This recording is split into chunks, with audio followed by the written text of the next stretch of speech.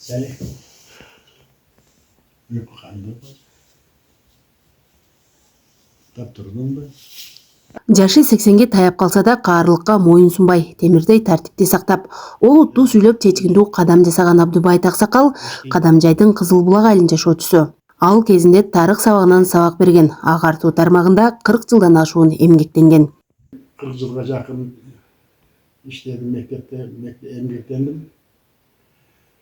Көпчүлүк 18-20 жыл организатор заводчу болуп иштедим. Өндүрүш бригадаларын жетектедим. Ортодо учебный заводчу болуп иштедим. Директорлукка көңүлүм барбады. Жылга кетишти. Директор болуп иштеп бериңдер. Мен андан баш тарттым. Өзүм мугалимдик кесибимди улантып, пенсияга чейин иштедим. Пенсиядан кийин дагы мектептен чыгарбады. Мүмкүн бекен? Келиңиз.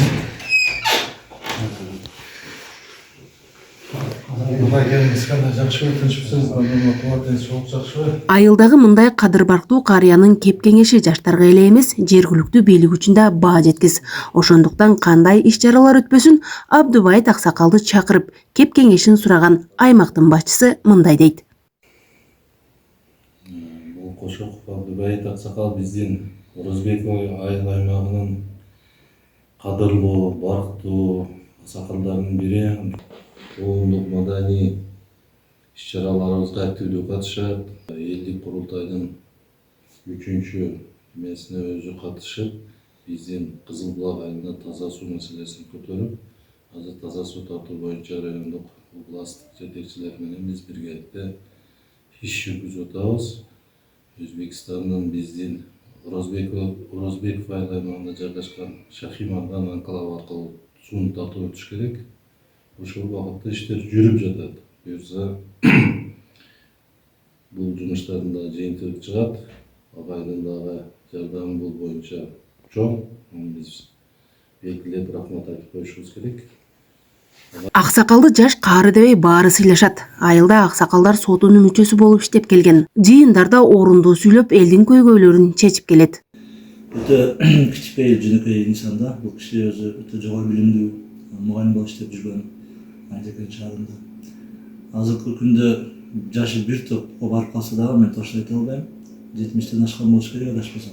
Бирок ошондой болсо дагы эле ушул бизге жаштарга теңдешип, айылдагы ушул өзүнүн айыл аймактагы болуп аткан иштерге эч кай жерге карабайт да. Ар дайым келип кол сунуп жардамдашып, бир ишти баштаса аягына чыгарманчы тынбайт да жана кишичи. Биз ишенсеңер күнөөгө келип турат. Бул жака биздин абызга келип кабар алып, сурап, өз акыл насаатын айтып, өтө жакшы агай, өтө жакшы. Азыр баягы эме эмеспи, заманга шылтап коебуз негизи, бирок адамдар да пейил кеткен деп дагы коюшат. Аксакалдардын кадыр батып кетип да барган сайынчы. Бирок бул Абдубайыт агай өзүнүн аксакал экенине карабай, жаштар менен теңдеш, ар дайым ушу эл үчүн кызмат кылып жүргөн өтө бир жөнөкөй инсан да. Мугалимдик кесипти аркылап мыкты мугалим аталып, окуучулардын экинчи атасына айланган каарманым мугалим сабакта гана эмес, жашоодо да үлгү болушу керек деп эсептейт. Мугалим өзү таза, анан өзү патиза, ишин жакшы билген, жакшы эмелер менен өзүңдү жакшы алып жүрсөң, өзүң ошол окуучуга идеал болушуң керек, мугалим. Идеал болуш керек. Биз Байдаган окуп жүргөндө бул ак костюмду кийип чыртыйган жигит болчу. Кыздардын баардыгы түндүктүн кыздары, түштүктүн кыздары Батикан байке дечү эле мында. Батикан байке муну аке кылып, биз деле аке кылып чоңойдук. Анан чогуу жүрдүк, чогуу окудук. Чогуу ушуну көрдүм. Кийин кайра бүтүп келгенден кийин бир системада иштеп калдык. Мен да билим берүү иштедим. Бул киши билим берүүдө Хайдаркан тарапта иштеп калды. Көп күндө болбосо да бир айда 1-2 жолу жолугуп жүрдүк. Өзүнүн азыркыча катышуубуз бар. Байдаканын мага бир немеси, бул кишиге жамгыр жаап атабы, сел болуп атабы, о кишиде кайгысы барбы, капасы бар, бардыгы бирдей киши, бардыгы бүрлүү адамга бирдей мамиле кылганга, тегиз мамиле кылганга аракет кылат. Анан эч качан өзүнү өйдө көтөрүп жеңди салып, мен бүгүн ишим түшүп калыптыр, мен тишим түшүп калыптыр деген нерсе жок да. Бир гана биргай мамиле кылат бул киши. Ушунусу жагат мага. Бул киши сабак аларлык өзгөчөлүгү ушул. Абдубайт Аксакал учурда 3 кыз, 2 уулдун 17 неберенин сүйүктүү атасы. Каарманым уул кыздардын окуусуна өзгөчө көңүл буруп, баарын жогорку билимдүү кылууга жетишкен. Чоң кызым медсестралыкты бүттү, медучилищени бүтүп, старший медсестрага чейин барып иштеп, азыр ал дагы пенсияда. Андан кийинки кызым кыргыз филология университетин Ошто кошунунун кыргыз филологиясын бүткөн, мугалим болуп эмгектенди. Кичине кызым чеберчиликти бүткөн, чеберчиликти бүтүп Оштон. Азыр чеберчилик кылат, иштейт өзү частный компанияда. Баламдын чоңу Москвадан Московский военный институт деп айтылат. Ошол институт бүтүп келип иштеди.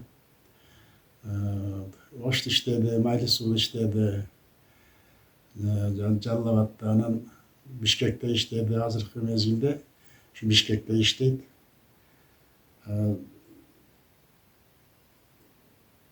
Туура келбей калабы же келеби, званиясы полковникке чейин жетти. Азыр академияда окуп атат 2 жылдык. Айылда кандай көйгөй болбосун сотко жеткирбей, калыс сөзүн айтып, жолунан адашкандарга туура жол көрсөтүүгө үлгү боло алды. Элетте мындай үлгүлүү каарылардын баары келечек муундун туура багытта тарбия алуусуна жол ачат.